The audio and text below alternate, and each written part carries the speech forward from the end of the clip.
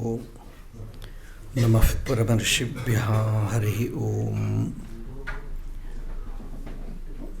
Upasakanam Yadupasaniyam Upattavasam Vatashaki Mule Tadhama Dakshinya Jusha Swamurtya Jagartu Chitte Mama Bodha Rupam Adraksham Akshina Dayanidhanam Acharyamadhyam Vatamulabhagim Maunena Mandaspitabhushitena Maharshilokasya Tamonudantam Vidravita Shesha Tamoganena Mudra Visheshena Muhurmuninam Nirasya Mayam Dayaya Vidhatte Devo Mahan Tattvamasi Tibodham Mamadya Devo Vatamulavasi Kripa Visheshat Krita Sannidhanaha Omkara Rupam Upadishya Vidyam Avidyagadhvantam Apakarotu.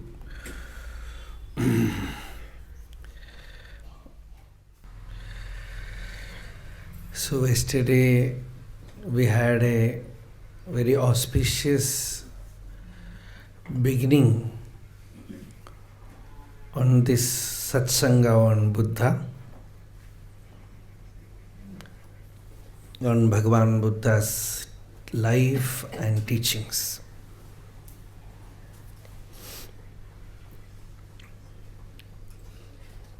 What we really need is, of course, the teaching. But the teaching is the teacher. The teacher is the teaching. So Brahma Veda, Brahmaiva Bhavati. The Upanishad says the knower of Brahman is Brahman. You cannot separate the teacher from the teaching. If it is the teaching alone that you are seeking, you will get in AI. Very good teaching. More clear than any human expression. But that is not enough. You need the presence. What we call Sannidhi. No substitute for that.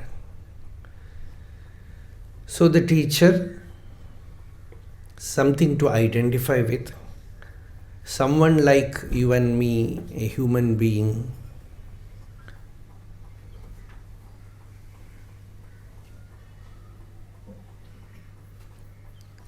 who is born here and who sought that highest truth and attained it. Especially as yesterday Bande said, that Buddha also has all human problems.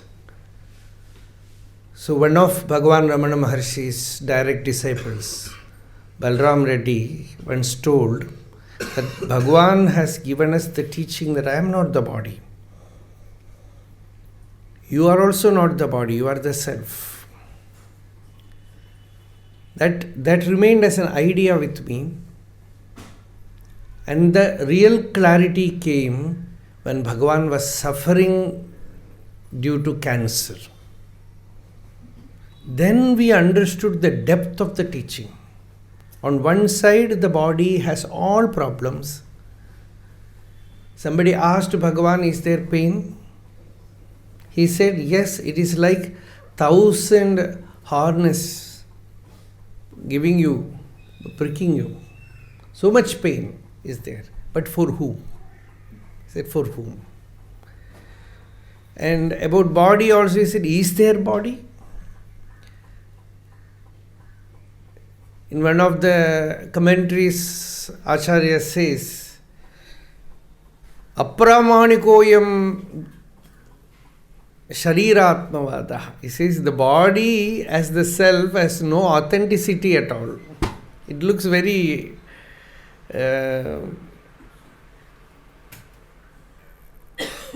he makes it so simple. Says that the body itself, although it appears, although it makes you feel, although the pain is there, In your real nature, there is no body. That is the expression of Bhagavan. If the body is there, is it available in deep sleep? If the world is real, is it available in deep sleep? So in one state it is there, another state it is not there. But your existence is always available in the waking, in the dream, in the deep sleep. So to recognize that recognition is jnanam. And the person who has recognized that the infinite, although he is a person, appears as a person. About Bhagavan, Ramana Maharshi, MP Pandit said, the mighty impersonality. He is very mighty, but he is impersonal. He is not a person. Nobody is there. As we said, Akasha. So that is what Buddha is, or any enlightened being is. And that Buddha, that Ramana, that Shankara is all there within us as our own self. We are all pregnant with Buddha. It's only a question of delivery. We call it Chit Garbha, the expression is like that, it's Chit Garbha. So we don't know when it will happen. It can happen now. As Bhagavan said, what will happen is already there. Even before you were born. So it is your real nature, Tattvamasi. So this highest teaching on one side. On the other side, the beauty of a person who has realized that, the illumined soul. His life, it makes you so light, it is, in spiritual life you need lot of support. When you see great saints, you will find this, that they can soar in supernal heights, and they can also walk in the earth and go down also. So generally our principle is there should be jnanam in a Jivan Mukta, there should be the impact of jnanam as yoga, the state in him, and there should be absolutely desireless action in him, which we call compassion, and there should be bhakti. Bhakti in the sense, bhakti might be for the personal God. We will ask, where is bhakti in Buddhism? Buddhism is bhakti. Buddha's enlightenment, and after that yesterday we said, compassion. When that Brahma Sampati Devata came and had a conversation with Buddha that so many are waiting for you, just to listen.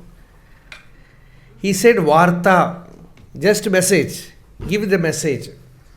When that, don't do anything, then the whole thing will stop. So when that Varta, when that news, Sandesha, it goes, sometimes they will wake up. Sometimes by seeing an enlightened being, a person can wake up. And we have another argument also, listening about, that is what we call in Bhagavata Dharma, listening about Lord, listening about an enlightened being. Already you are carrying the enlightened being in your heart. So the outer flesh and blood is supplied by the story.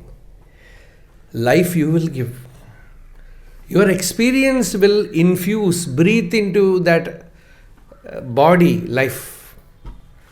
So it will wake up, it will become alive in you as experience. So this is very, very, very important, this story part. And all prophets, sages, they all spoke stories. And that is something very important, because somebody asked what is the most attention awakening sentence in the world. And one person said, it is once upon a time. If you say once upon a time, you wake up, because something is following, right? So, stories of Bhagavan, stories of Bhakta, stories of sages and saints, that is a rare spiritual tablet. It is like a spiritual tablet which can wake you up. It can purify you. It can awaken the sleeping God inside you. Swami Ramatirtha said God is sleeping in rocks. He takes breath in plants. He moves about in animals and wakes up to consciousness in man. The chance is there, no? So for that, this story part is also important. Along with that, the teaching also. The story will give you confidence that you can also attain it. You can also experience that. You can also become that. So that connecting link comes there. So for that, I have requested Bande to tell the story of Buddha. Along with the teaching. Not simply story filled with teaching. That is what we call as Bhagavata. It is, the book Bhagavata contains so many stories. But it is the highest Advaitic text. Many people miss that because the story is so interesting, captivating. People think Bhagavata means full of stories.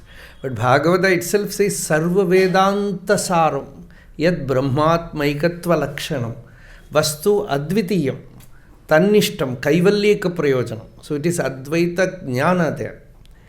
So along with that, story is also there. So Buddha comes anyway in Bhagavata also. Amongst the 24 avatara of Bhagavan, says Buddho nama ajinasutaha kikateshu bhavishyati. And there is an argument which they say it is not this Buddha, it is the Buddha before, because the story has come before. So it is about the Buddha before, Vipassi Buddha, or many Buddhas were there. So now we will enter into today's satsang. Bande was not keeping good health yesterday, but it is Bhagavan's blessing that he has again today come back with all energy to speak. Namo tassa bhagavato arahato samma sambuddhassa. Namo tassa bhagavato arahato samma sambuddhassa. Namo tassa bhagavato arahato samma sambuddhassa. Buddhang dhammang sanghang gunuttarang upajjayang namasami. Aparutate sangamatasya dvara ye sotavanta pamucchantu saddhang. Gurur Brahma, Gurur Vishnu, Gurur Devo Maheshwaraha, Guru Sakshat Param Brahma Tasmai Shri Gurave Namaha.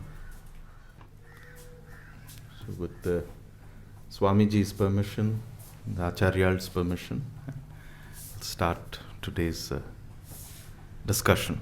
So it's wonderful to see all of you again. Wonderful to be back. I consider it a great blessing to be in this Punya Bhumi called Tiruvannamalai, the Bhumi of Arunachaleshwara, Bhumi of Ramana Maharishi, and in that same Sampradaya, our beloved Acharya, Sri Ramanacharanatirtha. The way Acharya started this morning introduction was wonderful, where he said, if you need the teachings, you can go to AI. It's a modern world. We have everything on the internet at the touch of a fingertip. You can get books, you can get talks, you can get teachings. But somehow all that remains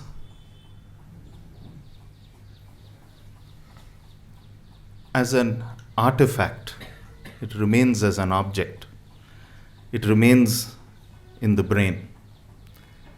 How do we bring it down to the heart? Bringing it down to the heart is the task of a guru. What AI cannot give is this resonance. What AI cannot provide is the sannidhyam. What AI cannot provide is the support. In the teachings of the Buddha, we call it Kalyana Mitrata. Mitrata is friendship. In Pali, we call it Kalyana Mittata. In Sanskrit, it's Kalyana Mitrata. So, Mitrata is friendship. Kalyana is auspicious. So, a friendship that leads us to the auspicious. That is why in Tamil, when two people get married, we call it a Kalyanam. There is a Bharta and a Bharya. One is responsible for the other. And for 7 lifetimes, they go together in search of the truth, living a life that is dharmic. So it's a great thing. So in our tradition, we call it Kalyana Mitrata. And without Kalyana Mitrata, there is no spiritual life. In Sundarakandam, Sita says, Rama is my Kalyana Mitra. Rama is Sita's Kalyana Mitra. So, this auspicious friendship, which is not just comforting, which is not just placating, which is not just joyful, but it's truthful when it needs to be truthful. It is harsh when it needs to be harsh. It is strict when it needs to be strict. But the intention is an intention of love and an intention of spiritual maturity and spiritual progress. So we'll talk about Kalyana Mitrata later when we talk of the Brahma Viharas. But I thought it's a good opening. So the questions, so we'll do the talk and then come to the questions. So now is a time for a little more oxygen, continuing from yesterday. There was one person who went to a great Tibetan teacher called Mingyur Rinpoche. Mingyur Rinpoche is very much alive. He's a very exalted teacher. So they say, you're always talking of dukkha, dukkha, dukkha, suffering, suffering, suffering. Is there nothing more in Buddhism? It sounds so depressing. Mingyur Rinpoche had a wonderful answer. He said, yes, but to truly understand dukkha, you need a happy mind. Because if we don't have a happy mind, we cannot understand dukkha. So how do we get that happiness of mind? How do we get into dukkha? So yesterday we said that there were 4 noble truths. Right? So these 4 noble truths, they should not remain in the mind as an artifact. They should not remain in the mind as an object. They should be brought down to the level of daily experience, second to second, their identification, their objectification, their understanding. It's very, very important because anything that reaches the brain can either turn dogmatic and people can become, this is it, otherwise there's no other way, becomes a dogma, or it becomes an artifact like you keep in the showcase, some piece you picked up when you went to Europe or America, like that you keep something in a showcase, it remains in the head as a show piece. But that's not, you have to live that. So the first thing that the Buddha said is, idam dukkham, there is dukkham. And we see that in day-to-day life, right? And he said, this dukkha generally comes out of 3 sources. There is something called dukkha dukkha. There is one dukkha that comes from the body, we add to it, we compound it. So, double layer. There is a sutra called the Arrow Sutra. So, the Buddha says, imagine there is a battlefield and there is a soldier on the battlefield. And the enemy, from the enemy's side, an arrow comes and pierces the soldier. Now, what should the soldier do? He should remove the arrow, right, to get rid of it. But instead of that, if he says, oh, what is this arrow made of? What is the arrowhead made of? Who shot the arrow? If he keeps doing all that, the arrow is still inside. There's going to be no relief. So Buddha says, dukkha, dukkha. Something happens, right? And we constantly investigate it. We constantly go over it again and again and again. Replay. Someone says something you don't like. Someone says, oh, you're a fool. That person has said it only once and gone off. We replay it 1,000 times, right? And we add layers to it. How can he call me a fool? I'm not a fool. I'm so this, I'm so that. That person's only the fool because that person can't see me. So compounding of dukkha. Another thing is the dukkha of change. Viparinama dukkha. And whenever a condition changes, something that we like,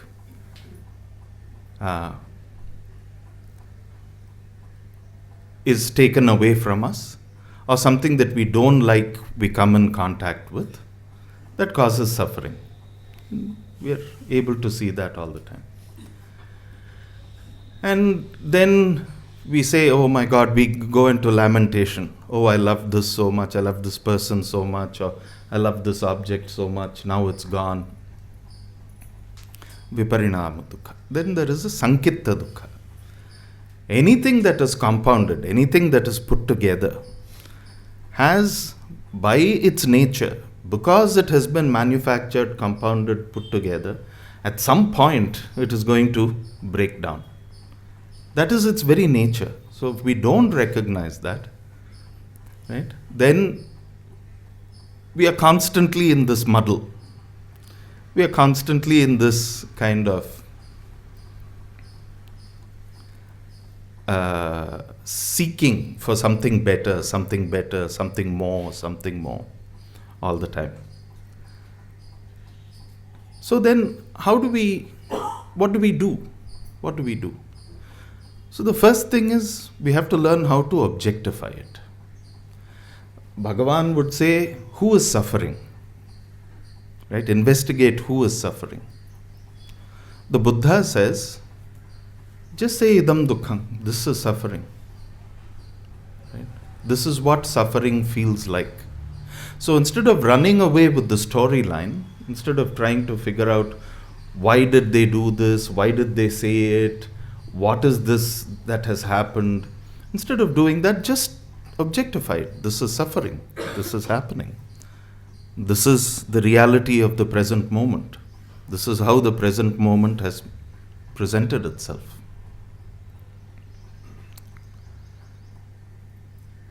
So, this statement, idam dukkham, when we apply it, let's say you ask someone for a cup of coffee and they give you a cup of tea.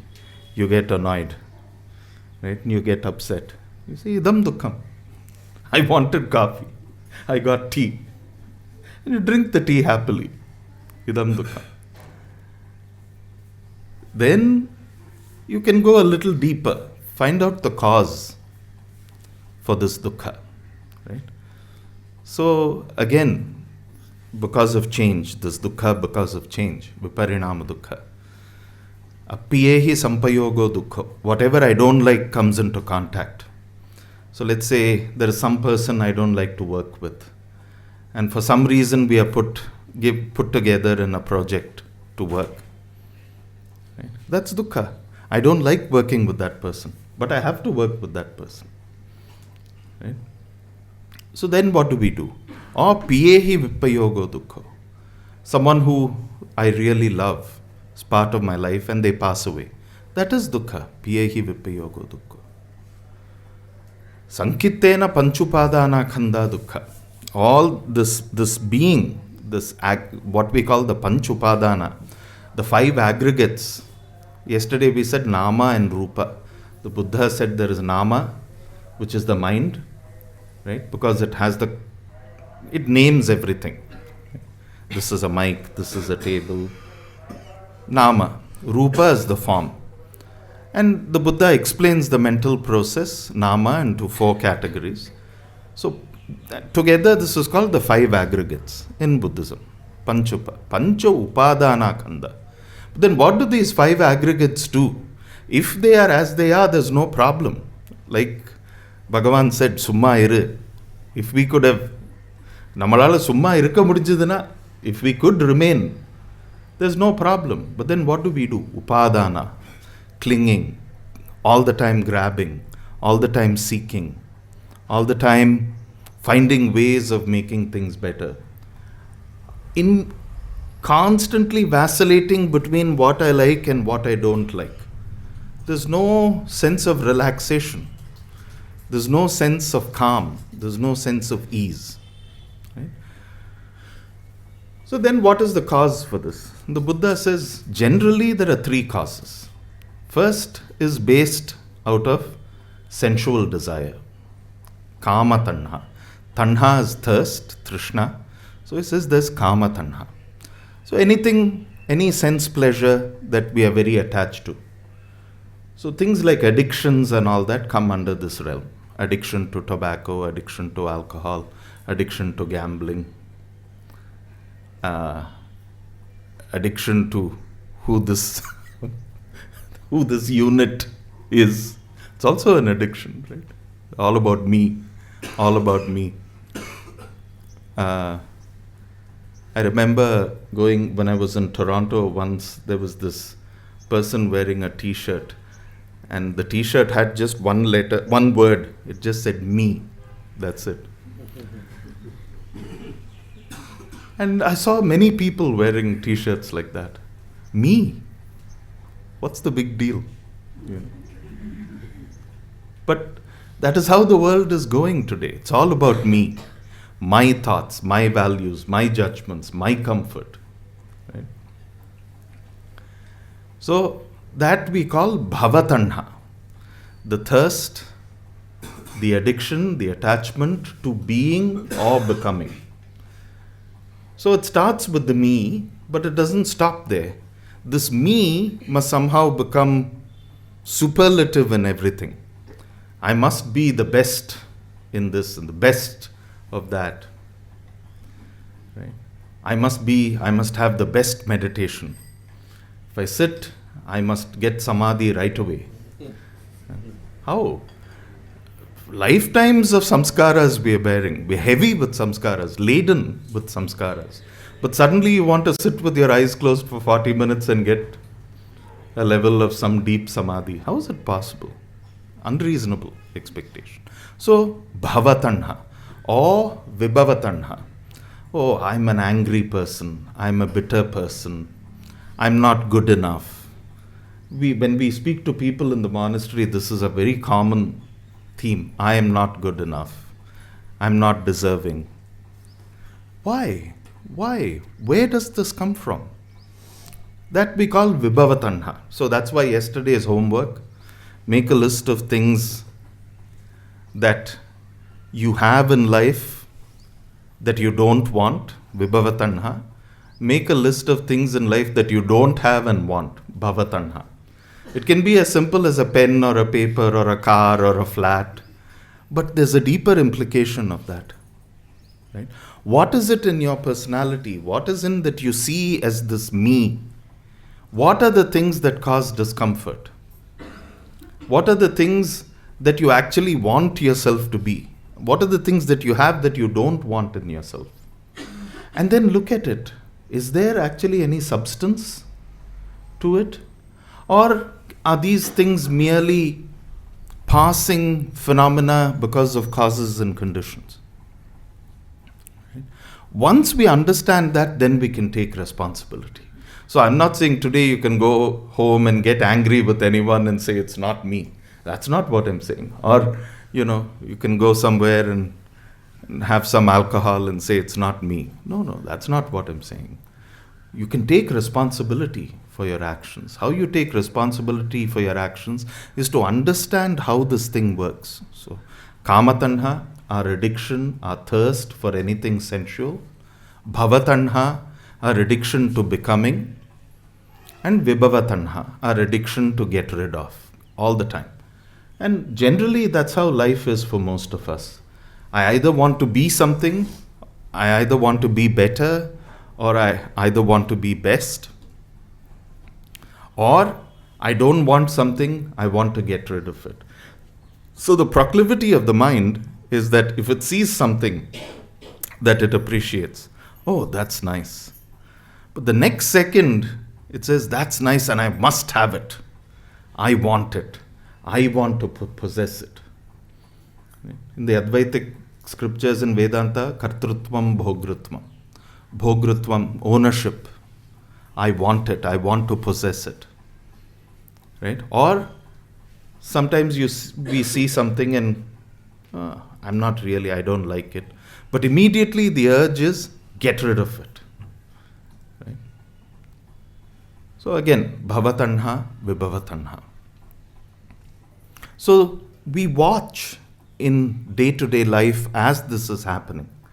My teacher would always say, 90% of meditation happens when you're with people. Only 10% of meditation happens when you're sitting there with your eyes closed.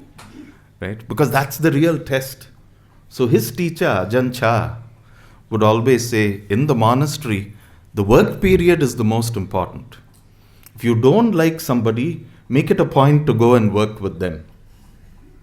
Because that person is going to be your acharya.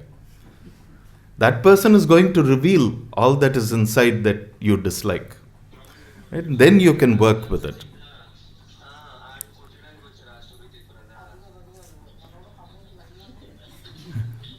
So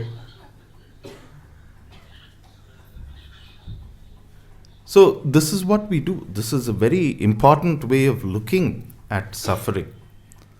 And the Buddha says suffering has a way of ripening in two ways. One way, when there is suffering, we cling on to it, we hold on to it, and we make it ours, we take ownership of it, and this takes over our whole life, at least for the next whatever time period. Right? That's one way. That is usually the way of habit. But the other way is the way of exploration, is the way of understanding. So that's why the task for idam dukkham is parinyeyanti. We have to investigate. We have to understand. We have to actually analyze. Right? What do we have to analyze? We have to analyze what is the cause of this suffering. First of all, we have to be able to objectify it. Look at it as an object. Saying, okay, this is an unfortunate circumstance that has entered my life. Then you go into the cause. Why? What is making me suffer? Is it a like or a dislike? Right? And then what happens is this parinya, this objectification, what happens is that this dukkha then loses its power to take over our life. Because we are able to see it. We are able to analyze it. We are able to objectify it. And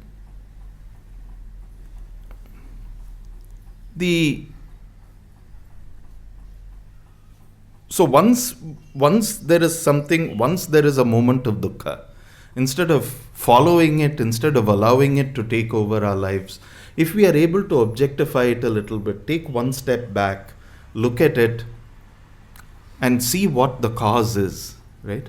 And see how this thing plays out. How our tendency is something beautiful, I want to possess, something displeasing, I don't want, I want to get rid of. This vacillation, right? Why can't we bring in a little bit of equilibrium? Why can't we be in the middle? Instead of constantly going, what I like, what I don't like. Yeah, something has happened that is disagreeable. Okay. Something has happened that's agreeable. Okay. Right? So, that is that is with the second noble truth. Go to the cause, find out the cause. Third noble truth is very subtle, right? It is the ending of suffering. And again, actually we can see it in day-to-day life all the time. For example, here's a good example. If there's traffic, right, all the time, we are stuck in a traffic jam. How is it that we are never the traffic? It's only the other people who are the traffic. Why? I'm in a car, right? There are 100 other cars, but somehow it's the 99 other cars that are the traffic. I'm not the problem. Why? So notice those moments. Notice those moments. Then you get Shanti. Yes, there are 99 others who are suffering like me. Then there is the opportunity for the birth of compassion. Opportunity for the birth of saying, I can be at ease with this because there are so many others. So the traffic is actually not the problem. It's me that's the problem. Very quickly. So, or another example, let's say we are sitting in our home and there's a noise of all these vehicles going and coming. And this noise is very disturbing for us because I love Shanti. I want everything around me. Shantama irukkanum. Chattam onnum irukappadadu. Disturbance onnum irukappadadu. I must not be disturbed. Everything must be peaceful. So as soon as, I'm a person who's filled with Shanti. One motorcycle goes, my Shanti is shattered. Gone. Yavandavan. Why is he coming? Why is he disturbing my Shanti? That moment of reaction. Not only that, if you notice, we are sitting here, we want everything to be quiet, there is a motorcycle that passes, our quiet is disturbed. After the motorcycle goes, what happens? We don't take any joy, any pleasure in that sound that has disappeared. That sound that was perceived as a disturbance is now gone. We are immediately on to the next thing. The motorcycle's gone, there's no more sound. Now let me listen to music. Let me watch some TV. Or let me do something else. And this is what the Buddha says. We are unable, because of habit, we are unable to see the cessation of suffering. My teacher has a very beautiful exercise that he often tells us. He says, if you take a book, right, try and look at the space on the page. Don't try and look at the letters. See how long you can do that. And it's a wonderful exercise. Very simple exercise, but it's actually wonderful. Because you can see, your eyes are attracted. Oh, there's a T. Oh, there's a H. Oh, there's an E. What follows something must follow. What's going on? We cannot appreciate the space on the page. We are constantly preoccupied with the letters on the page. That's why in Lalita Sahasranamam, Antarmukha Samaradhya Bahirmukha Sudurlabha. We are always Bahirmukha. Everything is relating to the world outside. Everything is related to the objects. You come into a room, instead of appreciating the spaciousness of the room, constantly people, who's here? Oh, I know him. I don't know him. He's a good friend. He's, or whatever, right? Constant preoccupation. All coming from what? Bhavatanha, Vibhavatanha. Either the room is too hot, Kamatanha. The room is too cold. So these are some easy, simple exercises that we can do at the time when we think that we cannot meditate. But this is the actual meditation. Right? So try some of these things. These are wonderful examples. So Dukkha Nirodha. Try and really appreciate, try and really come to terms with, give that a lot of importance. The ceasing of phenomena. Try and look at that a lot. Right? Because by nature what we do is, we don't look at the ending of things. We are always interested only in the process. We are always interested only in the way things happen. Like the example of, me never being the traffic. I'm never the problem. It's only those around us who are the problem. But what we can do, if we are able to objectify, taking the same example of the traffic, if we are sitting in the car and then 99 other cars, we are not able to move, we can say, oh, wonderful. For 10 minutes or 5 minutes, I can take my hands off the steering wheel and I can listen to a satsang or listen to some music or do some japa. But no, we don't do that. Oh, that fellow has come this way, that person has come that way. If only avan ipdi varama irundadna idellam vandirukadu. I would have been in Mylapore 20 minutes ago. Yeah. Why? For what? That is the tendency, that is the nature. So what the Buddha says is, whenever you're stuck in traffic, right, don't make the traffic a problem. Realize that the problem is coming from within. And notice that the problem is actually coming from the tendency of wanting and not wanting, or the tendency or the habit of grasping. And what will this result in? This will actually result in Shanti. This will actually result in happiness. So there's a difference, right? If there's traffic and you're sitting there in the car, there is a certain sensation. Let's say you're sitting on your terrace and you're looking at the traffic below. There's a different sensation, right? We're not so troubled by it.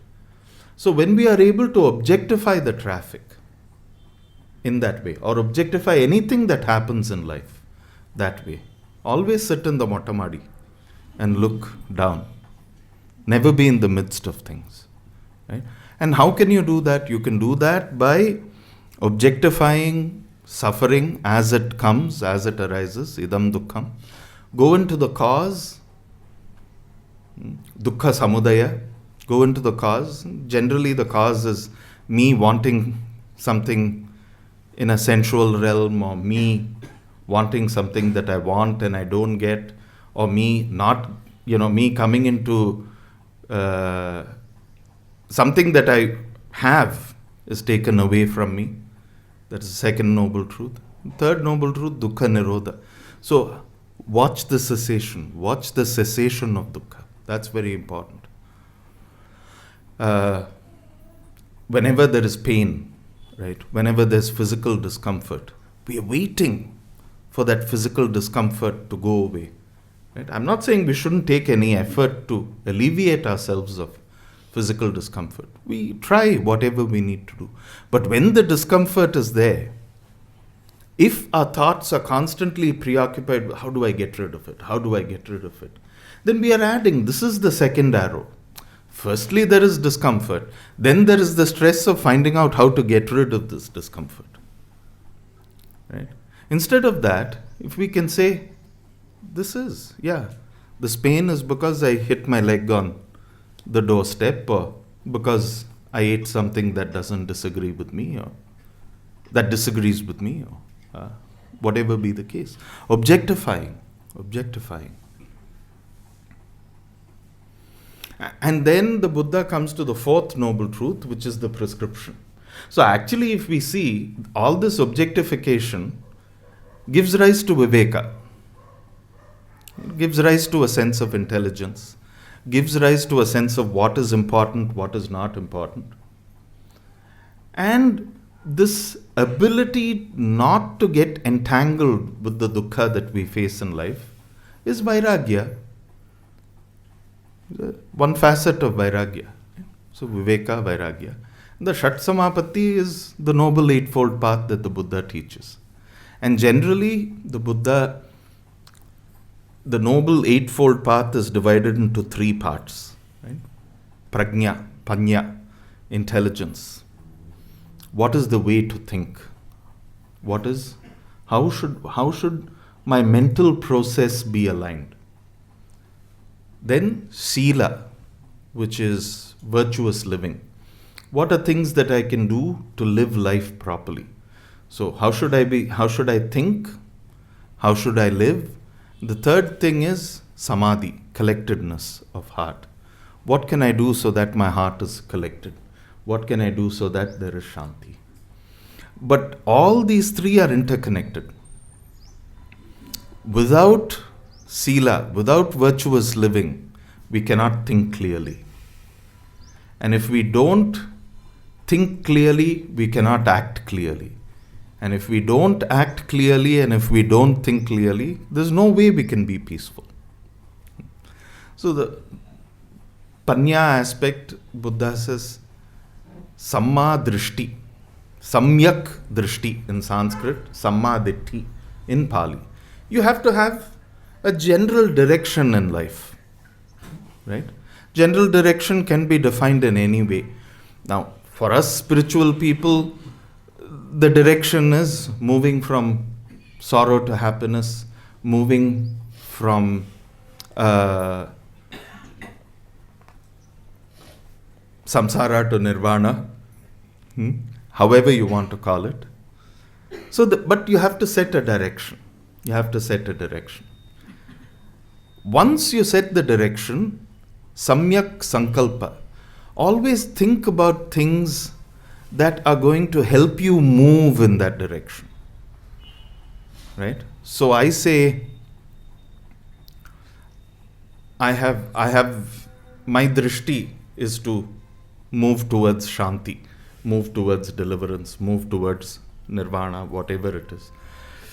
But then in my thinking, I'm always thinking, oh, what can I do so that I'm better than this person? What can I do? How can I put that person down?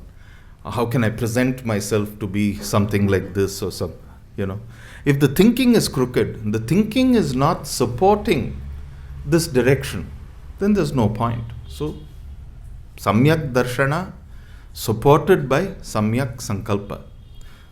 Proper determination, proper thinking, everything that will align, help, move us towards our goal. So this is what the Buddha calls panya or prajna, which is the life, which is the mental aspect of the spiritual life.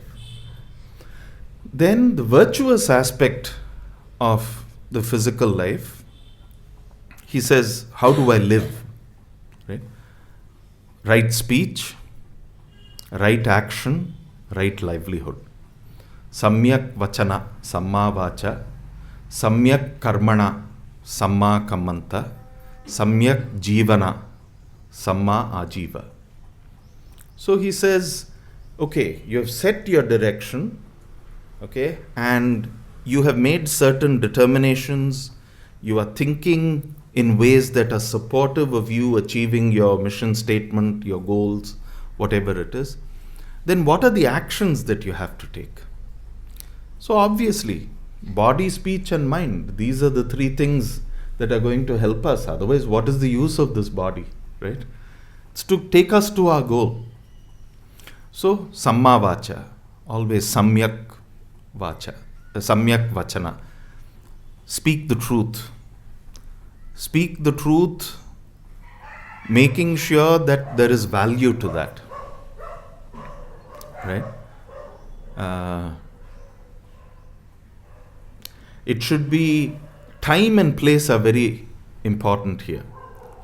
So, whatever you say must be appropriate and apt for that particular context, for that particular situation, something that the person who you're speaking to can grasp. That's important, samma vacha. So, not just blabbering anything and everything that comes into our mind, but taking a pause, thinking, how should I be saying this? Is it appropriate if I phrase it this way? Is it appropriate? Or what should I actually say now? That's another thing. So if I come to meet Swamiji and I'm talking about politics of the world, That's not appropriate, because that's not what we are here for, right? Or if I meet someone on the road and I start talking about some film or some movie or something, it's not, that's not appropriate. It's not. So, samma vacha, samyak karmana, whatever we do must be guided by two things: beneficial for us and beneficial for others. And these two have to go hand in hand. So if I do things that are only beneficial for me, and I don't care about everybody else around me, that is not samyak karmana. That is just, again, dissolving in this idea of me and mine and what I want and what I can get and how I can exploit and how I can be more powerful. So any action, beneficial for me, beneficial for others. If we are able to, if all our actions are geared in that manner, then there'll be peace, there'll be harmony, right? There will be benefit for society. There is a collectedness in that. And samma ajiva. So here, livelihood. Samyak jivita. So if the person is a renunciant, there are certain methods of livelihood. But if the person is not a renunciant and if they are lay people, then what happens is you have to really observe what is going on.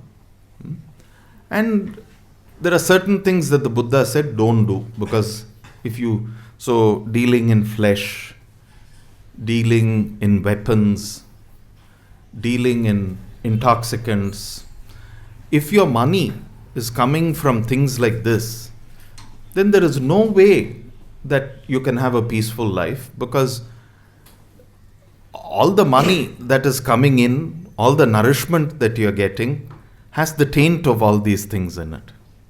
Right? So we want occupations that can support an inner development. See, this idea that the career is the most important thing is a very modern idea. Earlier, it is job. And why was the job there? Job is there only so that we can do the other things that are more important in life. So you have to go to office, so you have to go to your place of work, you earn something, right? And that earning something supports all your other things, supports how you take care of your family, supports if you want to go on a meditation retreat or you want to go on a pilgrimage, tirtha yatra. All of these things must be supported. It's a means, right? But today, that career itself has overtaken everything. I mean, I see some of my brother, my friends, my cousins, all of these people, for them, their career is their life. And it seems so stupid. Why? Why is there so much stress? What is the point of this? So, what happens is that the means itself becomes the end, overtakes. So, samyak ajiva, make sure that whatever you're earning comes from sources that are decent. Do not benefit from anything that is not virtuous. And at the same time, always remember that your job, your career is only a support for the more important things of your life. The career should never become the most important thing in your life. Right? Unfortunately, if I say this out in the world, I'm called a fool, but it's okay. Samma vacha, samma kamanta, samma ajiva. Then the next part, samma sati, samma vayama, samma sati, samma samadhi. Samma sati and samma samadhi we'll talk about tomorrow, but samma vayama, it's very important. Vyayama, effort. What is right effort? So if we have a direction that's going and our mission is a mission of liberation, if our mission is a mission of the end of suffering, and we have certain determinations, certain thoughts that are going to help us, and we have set the way we live. So how do I think? How do I live? All that is taken care of. Then comes the question of effort, vyayama, endeavor. What are things that I should always endeavor for? And it's very practical. All practical. It'll ஆமா அது வந்துடும்.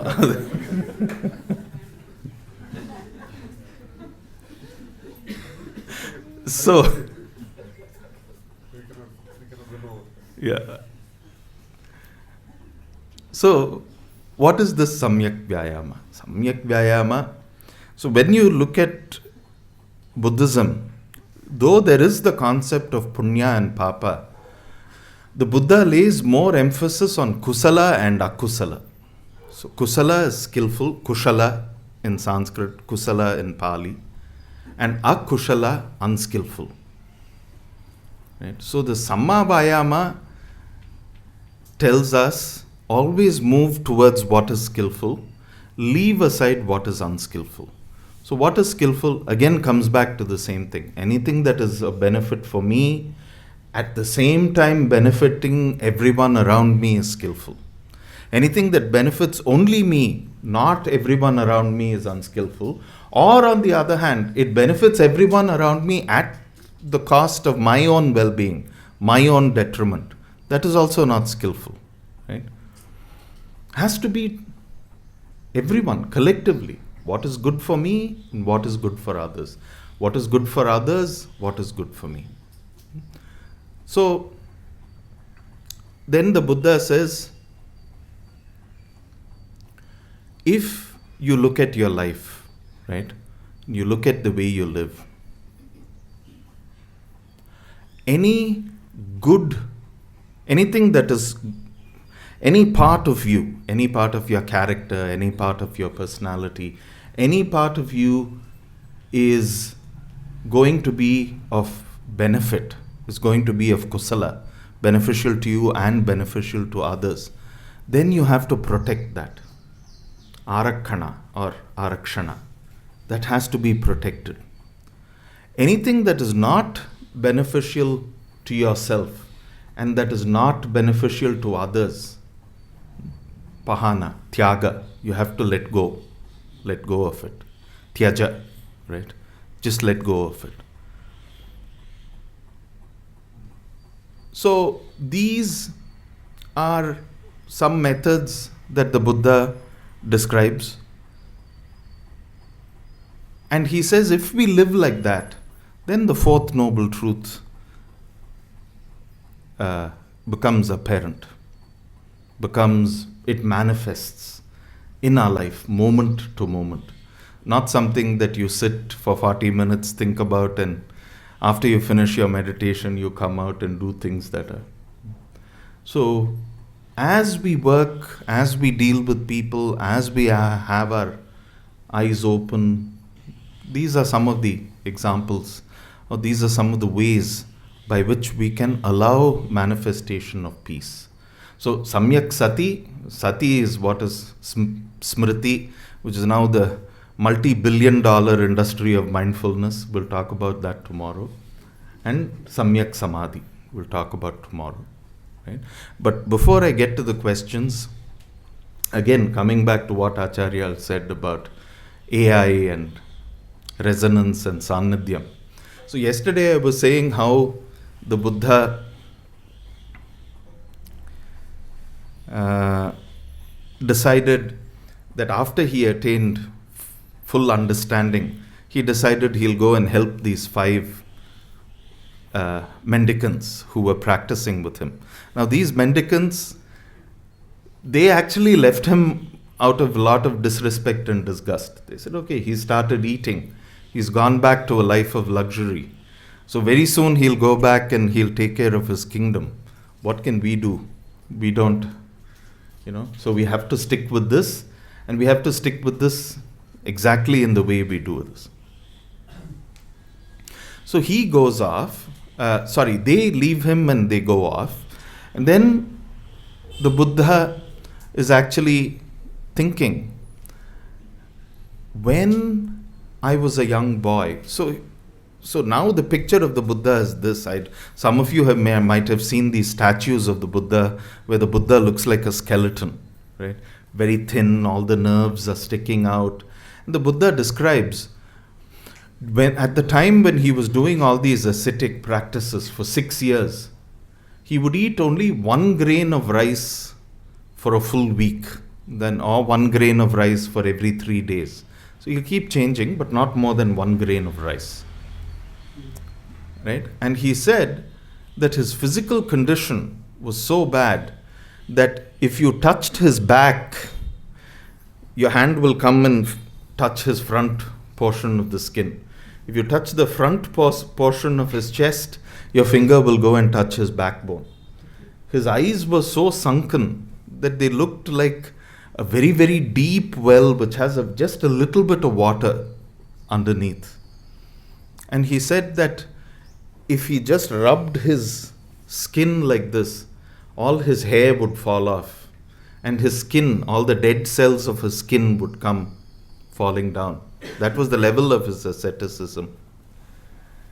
So, he's sitting there and he's actually thinking, what has all this, what is the benefit that I have received from such torture, such self-mortification? And he says, not much. So then he is thinking back to his life, and he recounts when he's about 4 or 5 years old.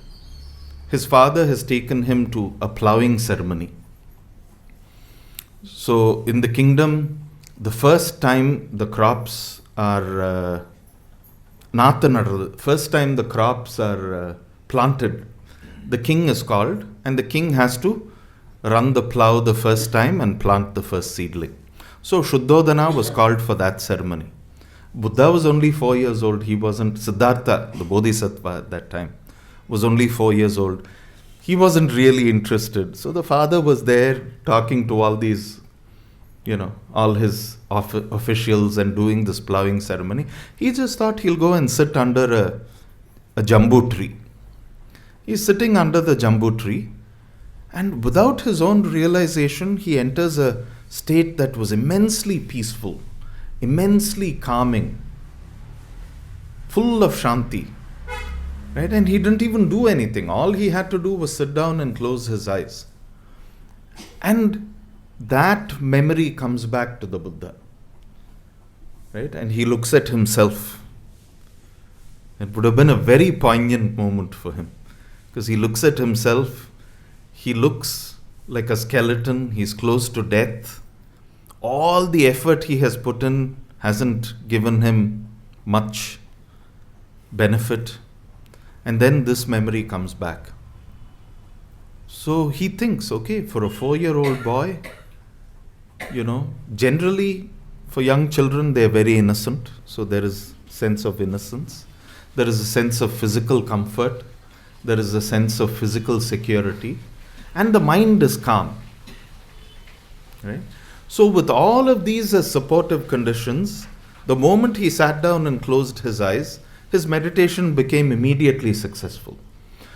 And that is how the Buddha says, okay, now instead of torturing myself like this, what I should do is create causes and conditions that give me all of this. Causes and conditions that give me a sense of physical comfort, physical well-being, practical support that I need. That's why he starts what is called the middle way. So he starts teaching. Well, he first starts applying to himself the middle way. In Pali, we call it Majjhima Patipada. Majjhima is middle, Madhyama. Patipada is practice or following, the middle way. So as soon as he thinks this, and this is how, the universe provides.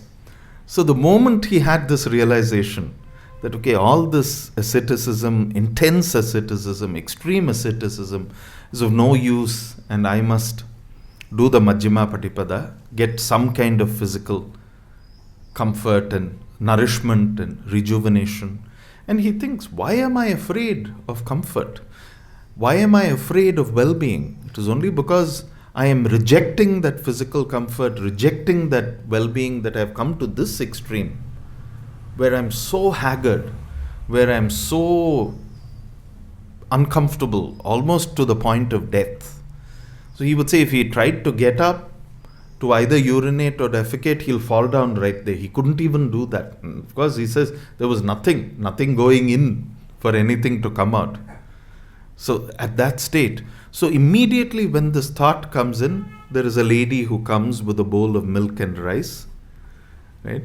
And he takes that milk and rice, and he makes a determination that from now on, whatever is required for physical well-being, that I will keep, but go towards the deathless.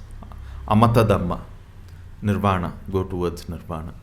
Now some traditions, specifically the Tibetan tradition, there's another part of the story. So this lady comes offering him this milk and rice. So he takes it, and then he makes a determination. I'm going to leave this bowl. So this is by the side of a river. That river is also there today. It's called Niranjana River. So if you go to Bodh Gaya, close to Bodh Gaya, there is a stupa and there's a river. So he said, I will put this bowl in the Niranjana River. If it floats upstream, then it is a sign that I will attain complete enlightenment. So he puts the bowl in the river and it flows upstream. So he knows my strategy is right. So this Majjhima Patipada is right. And he says, he starts adopting it. Now all these 5 others see him, and out of disgust they walk away. Obviously they don't have the mental process and the maturity that the Buddha has, Bodhisattva has.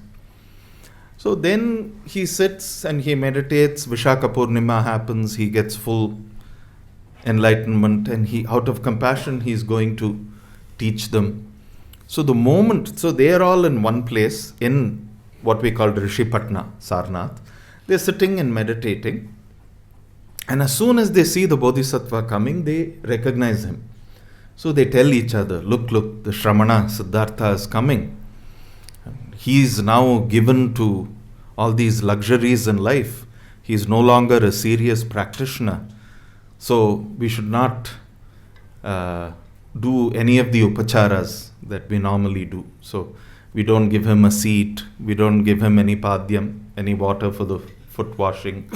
We don't give him any water to wash his face and hands, and no water to drink. We'll just sit there. But as he comes closer and closer, they're able to see him.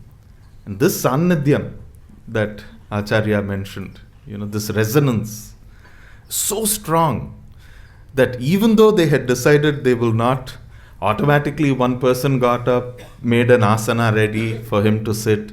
Another person came, washed his feet. The third person came and brought him some argyam, gave him some tirtham. The Buddha was made comfortable. And they said, we thought we had lost you.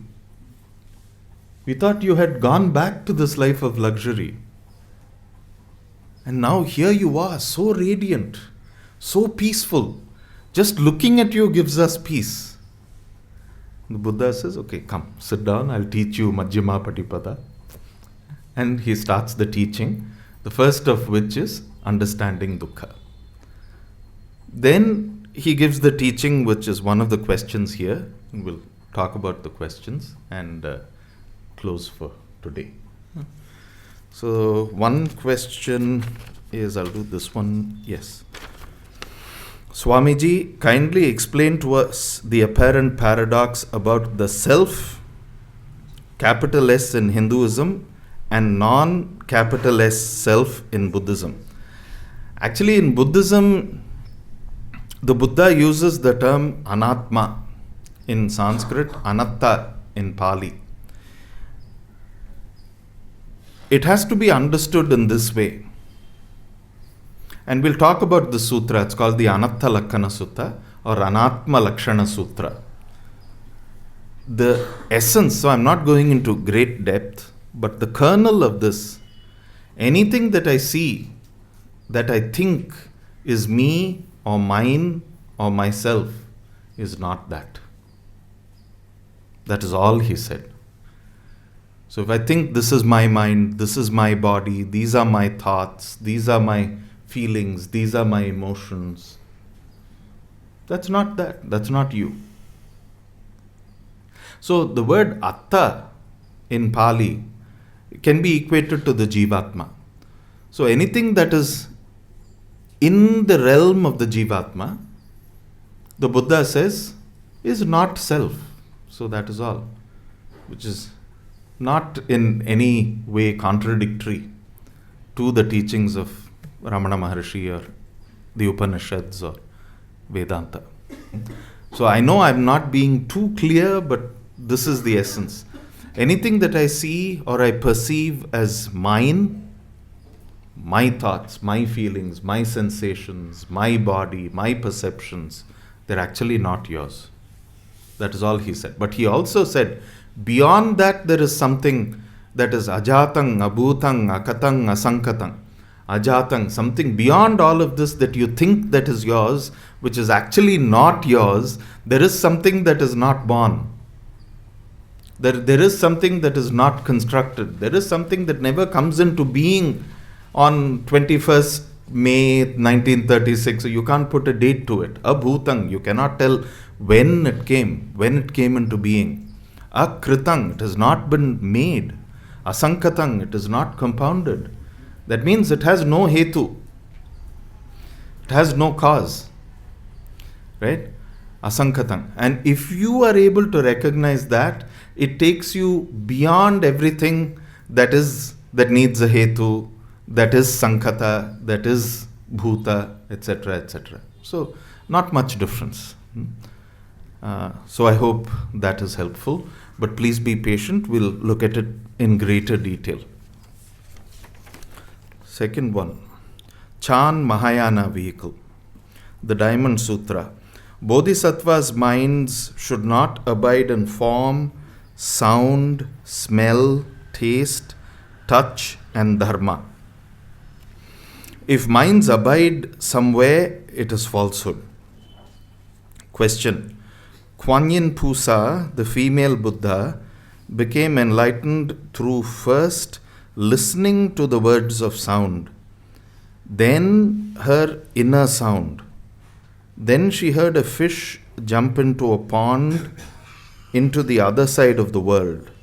So she must have used her hearing, right? Yes and no. So we'll come to that. Also, Master Shu Yun, they say, became enlightened, though in China, in a monastery, someone dropped a tea porcelain cup on the marble floor. Through that sound, he became enlightened. Yes, that is a story. So, we'll do the second part and then the first part. So, Master Shu Yun. Shu Yun means empty cloud. Beautiful Zen master. So, in the Buddhist tradition, for us to take Diksha, for us to become a Bhikshu, minimum age is 20. So he wanted to dedicate 101 years of his life serving the Buddha. So he took ordination Diksha at the age of 20 and he died at the age of 121. But many take very small. Illa, adu samanera. So Upasampada is only after 20. Even Tibetan, Sri Lankan and Theravada, that's the confusion. And especially in the Sri Lankan tradition, they say he became a monk at the age of 7 Nodua. But the distinction is they are only Samaneras. Till they are 20, only at 20 you can become. So he became a monk at the age of 20 and he had 101 what we call vasa, so 101 reigns in service of the Buddha. When he was in his mid or late 80s, I think communism became very strong in China. And he was in his monastery, he had a few disciples, and the communists surrounded their monastery. And for many weeks, they blockaded his monastery. There could be no supplies coming in. So there was no food, there was no water. He was totally emaciated, close to the point of death. Then the communists came in and beat him with iron rods, beat him into pulp. There are so many fractures, his head was split open, and he was still breathing after they left. So the attendants took him, gave him some medical treatment.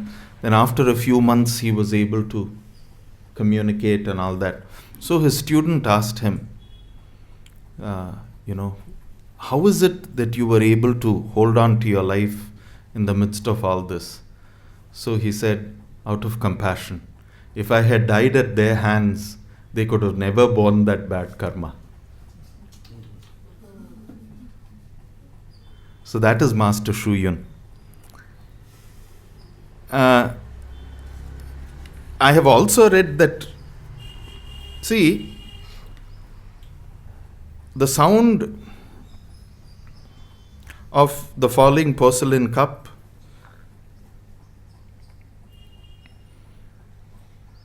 could have been the last stimulus before he attained full enlightenment. So it doesn't mean whatever he did before that doesn't count. So he's been doing all this for a long period of time.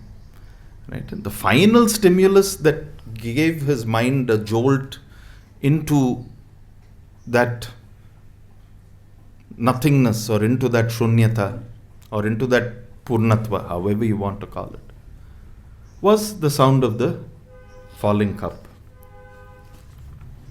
There is one story of some person in Hong Kong.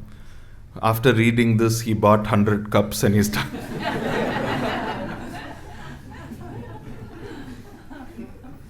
My teacher's teacher, Ajahn Chah, he would always say, as a teaching, there'd be a glass with water.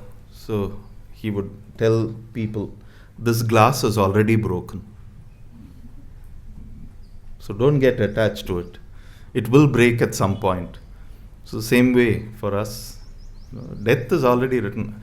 I don't remember, the rector of Vivekananda College, when I was a student there, he said, some other student of Ramakrishna Paramahamsa would say, the moment we are born, age takes hold of our left hand, sickness takes hold of our right hand, and rushes us kicking and screaming towards death. Right? So death, the moment we are born, death is decided. Okay. So, but still we have to live our life. In the same way, Shu Yun, all the practices that he did, all the many years of his sadhana, because of that, this last stimulus gave him that complete enlightenment. So, Shu Yun, female Buddha, enlightened through, and just in our tradition, there is Shravana, Manana, Nididhyasana. So first you must listen. So you need an external stimulus. The external stimulus then has to go in, Manana, has to come into the heart, and it has to get realized there, Nididhyasana. So,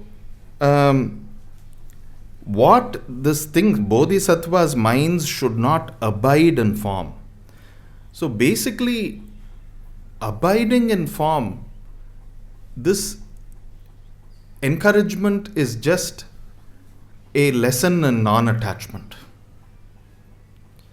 Right? You can abide in something, but if you get obsessed with it, that is a falsity.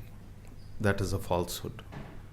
See, any external stimulus, no bodhisattva can avoid external stimuli.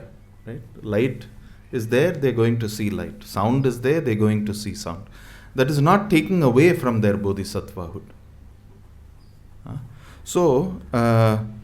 But if they are constantly preoccupied with it, and if they are constantly abiding in it, and if they are constantly grasping it, so now in the West, there's an interesting thing. It's something called a sound worm or a brain worm. Apparently you listen to some song and then the song keeps playing itself over and over again, and you, even if you want to get rid of that, you can't get rid of it, right? That is what is meant by abiding in this context. To the point of being obsessed, to the point of not being able to let go. Otherwise, the stimulus is the stimulus. It can't be avoided. Sometimes the stimulus becomes a stimulus of great benefit because of all the sadhana that has come before it. So, Bodhisattva's mind should not abide in form, sound, smell, taste, touch, and dharma. So here the dharma, the word dharma means phenomena. So in Pali, in Zen teachings, in all the traditions, Theravada, Vajrayana, the word dharma is used in many contexts. Dharma can be duty, dharma can be religion, but another meaning of dharma are physical phenomena. Any phenomena, physical phenomena, mental phenomena. These are all called dharma because it is natural. Any phenomena that arises becomes a dharma. Because it is natural, it can be objectified. So that is what it means. It doesn't mean that the mind should not abide in dharma as a teaching, but rather the mind should not abide in dharma as a phenomena. So Bodhisattva's minds should not abide in form, sound, smell, taste, touch, and dharmas. So basically, don't be obsessed with the indriyas. Don't be obsessed with what comes in through the indriyas, and that is why indriya samvara. In Vedanta, it's Indriya Nigraha. So we'll talk about that later. So you have to guard yourself, right? And don't make that an obsession. So I hope that is a long answer to a brief question.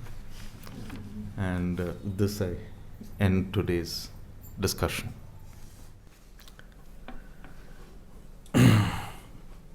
Today we had a very philosophical, sadhana-oriented session.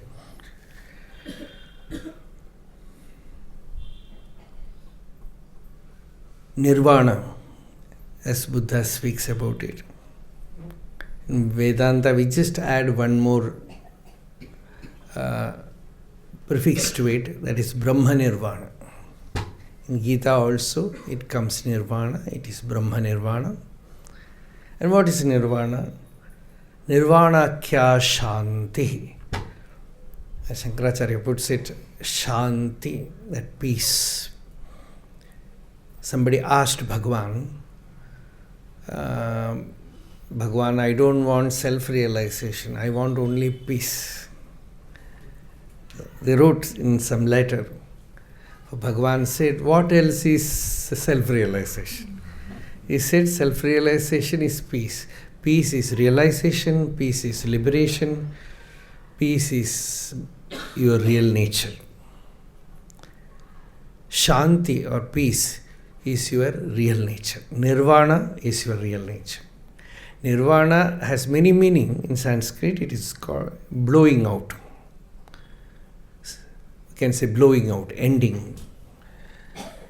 But those who know the scriptures very well, they give a very beautiful derivation to it. They say Nirvana is Niravarana, removing the veil, removing the covering. Niravarana drishti. When the cloud is covering the sun, you don't see the splendor, the light. When the cloud moves away, you behold the sun. Like that, when the ignorance, avidya is removed, then what exists is nirvana. What exists is liberation. So Bhagwan, in talks with Ramana Maharshi, you can see, Bhagwan says, Mukti is another name for your real nature. It is yourself.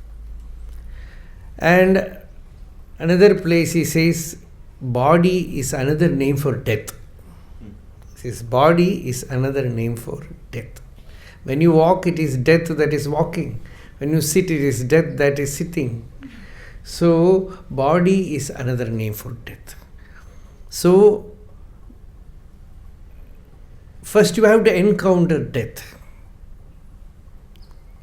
You can read it in ashrama, death experience. It is not death experience, it is no death experience. Because Bhagwan tried to see death and we found that it is only mirage. he tried to find out what this body is. It is going to die. And then he found that it is already dead. It is not real. It makes you feel that it is so real. All your problem is the problem of body. Survival, disease, pain, suffering. It's all bodily. And without any effort in deep sleep, it vanishes. And when it vanishes, there is so much well-beingness.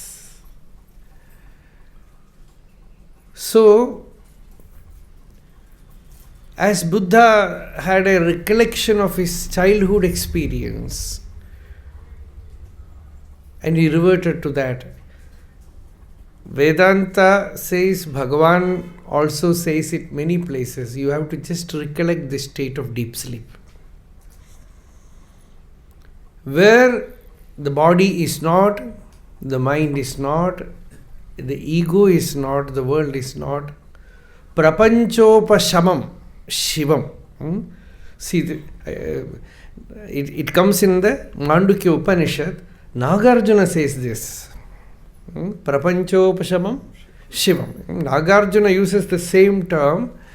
Prapanchopashamam Shivam, he says. Shivam means auspicious, peace, shanti.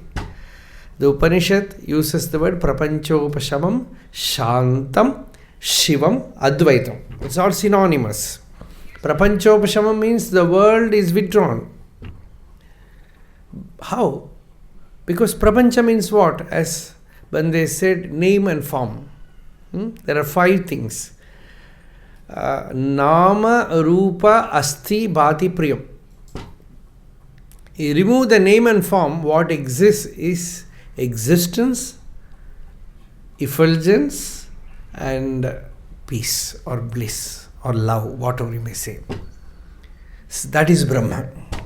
That is Nirvana. So Nirvana is already there, but you give so much importance to the name and form and get obsessed with the name and form and lose the reality.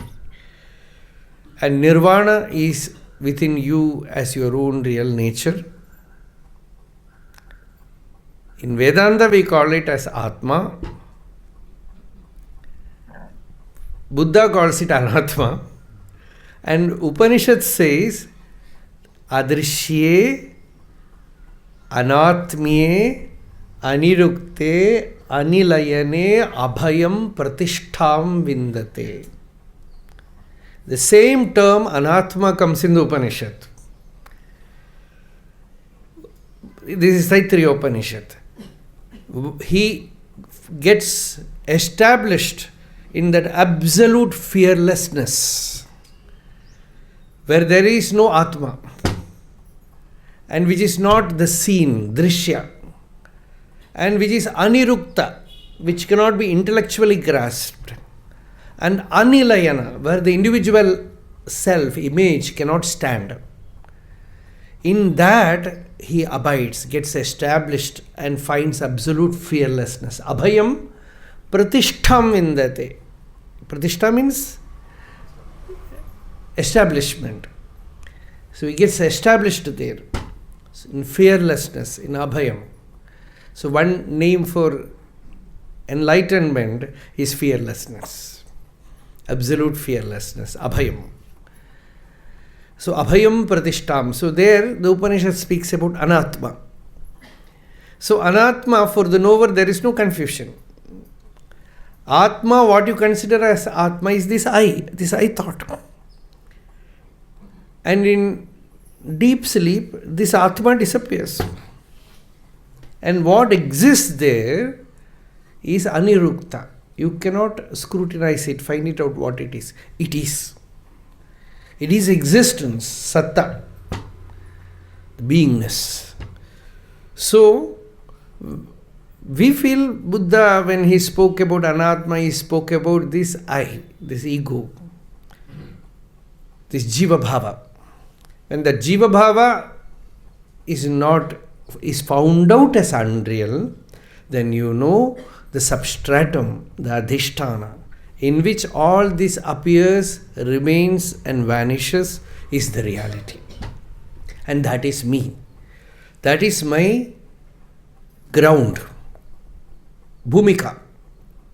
Patanjali says, Bhumika Labha. Alabdha Bhumikatva is a dosha. The yogi, when he tries to remain in that samadhi, one obstacle that Patanjali says is, he is not getting grounded. He is not getting firmly grounded. So that firm ground is what? That firm ground is my existence. It is me. It is my real nature. It is my Swarupa. Bhagavan uses the word Swarupa. And that Swarupa is Nirvana. And Nirvana alone is. Bondage is unreal. This is Vedanta. Vedanta, in a way, it makes it so light.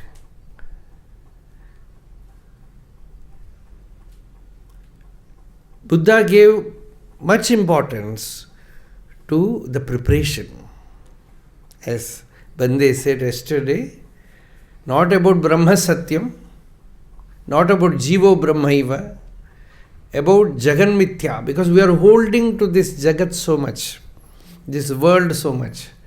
So without right qualification, what we call in Vedanta sadhana chatushtaya sampatti, jnana will not stand. Adrida jnana, as Bhagavan puts it, adrida jnana, a person who senses are not controlled.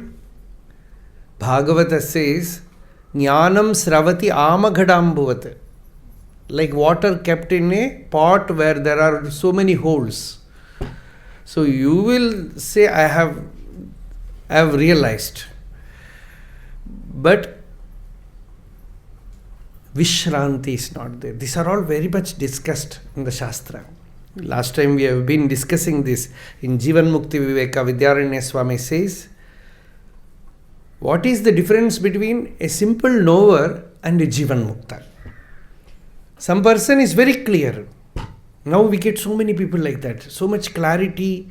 When you read their book, you feel he must be an enlightened person. But when you meet him, disillusion. And he himself says, see, it happened to me, no? One book I read long back. It's a long back.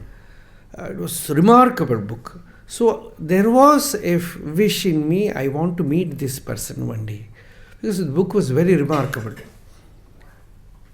After some days, like this question answer session, somebody said, at that time I was not sannyasi. He said, I want to have a private session, talk something. And he came and he spoke to me about his problems.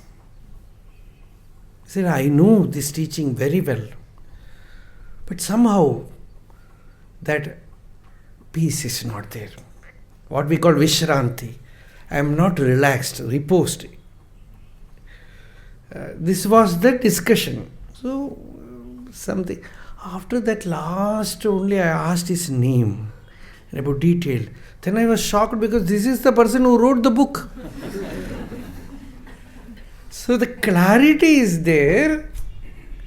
That is, see, without basic things, the question will come, how clarity came? Because unless the person is a mature person, clarity will not come. So certainly there is maturity. So the clarity comes. A spark of experience also comes, glimpse comes.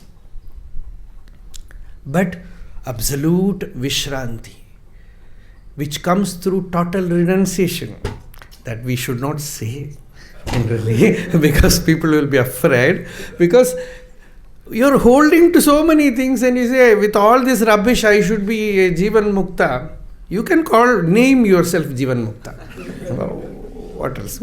People name as Maharshi, like that. No, so they give name to their children as Rishi or Maharshi. You can name your child as Jivan Mukta. Somebody gave a name, J. Ivan Mukta. So it's very, very easy. So Nobody will contradict. So, this will not help. This will not help. You can put dust in others' eyes. There is, one Tamil song by Tavi Manavar where he says, I have studied so many books. If someone comes to me talk Vedanta, I will defeat him by Siddhanta. Like Shaiva Siddhanta. He says Shaiva Siddhanta. And if he speaks Shaiva Siddhanta, I will quote from Sanskrit scriptures and defeat him. But I cannot defeat myself. He says, I cannot defeat myself. Katra arivalunai naan kandavan pol soodhu adil. Kutram yendri en nenje kodikkum paraparame. He says, I can deceive others, but I cannot deceive my own mind. So my own mind has to tell from within me, my own heart has to tell. Somewhere I read Buddha saying, I am telling you this because I have realized it. I am not roaring in solitude, I am roaring in the crowd where all are listening. I am roaring in the crowd where all, because it is not to attain or achieve anything. Vedaham etam purusham mahantam adityavarnam tamasah parastad. The Upanishad Rishi says, I know that Supreme Purusha. He shines forth in my heart more splendorous than the sun. And let all the human beings listen. Let all the creatures in the world listen. And all the divine beings, devas, let them also listen. It says, Shrinvantu Vishwe Amritasya Putraha. You are all potentially immortal. You can also realize immortality. So let the entire universe listen that I have attained that. So that is Jivan Mukta. That is liberation. So that comes out of compassion. Because anyone can attain it. Anyone can achieve it. You can also realize this truth. You can also be free of this misery, this suffering. You can be happy, peaceful. And don't think that you need to be famous to be enlightened. This is the great mistake that many people do. Because they connect fame and realization together. You can be very well a realized person and work in your kitchen or in office unknown to anybody. Your enlightenment will be very sweet, more than a famous person. Because that is why I know that our Ganeshanji has written that book of Ramanacharanatirtha Puranam about many who got it from Bhagwan. Some of them were all cooks in ashram, in the kitchen.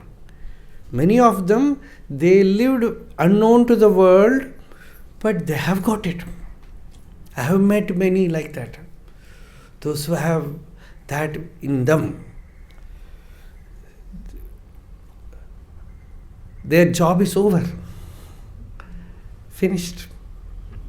So that fulfillment was there in them. Great peace was there in them. So one beautiful book is there about Ramana Maharshi, Bhagwan's last days. I don't know whether it is available in ashram now.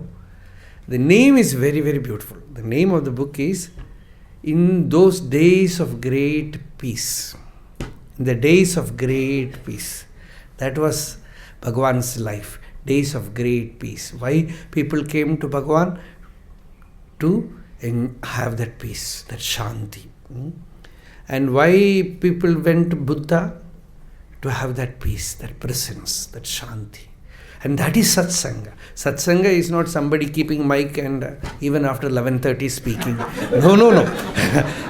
Satsanga is peace, shanti. That shanti is Atma. Upashanto yamatma. It's a Upanishadic word which says Upashanto yamatma. Atma is shanti. Shanti, shanti, shanti. Brahma shanti.